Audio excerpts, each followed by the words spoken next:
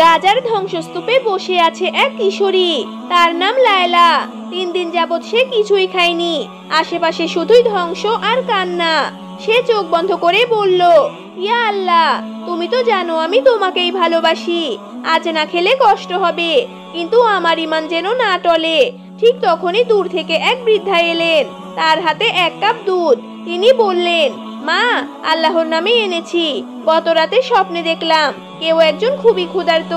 এখানে আসার পর তোমাকে দেখলাম। লায়লার চোখে পানি চলে এলো। সে কাপটা হাতে নিয়ে বলল, আল্লাহ তার বান্দাদের সবকিছু জানেন। যদি কেউ তার উপর ভরসা রাখে, তিনি কাউকে অভুক্ত রাখেন না। আল্লাহ তাআলা বলেন, যে আল্লাহর উপর ভরসা করে তিনি তার জন্য যথেষ্ট। সূরা আত-তালাক আয়াত নং 3।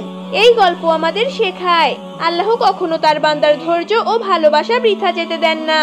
যদি আপনি তার উপর ভরসা করেন, তবে তিনি আপনার অভাব অজানা পথে হলেও পূরণ করবেন। ভিডিওটি ভালো লাগলে লাইক, কমেন্ট, শেয়ার করুন এবং চ্যানেলটি সাবস্ক্রাইব করতে একদমই ভুলবেন না। ধন্যবাদ।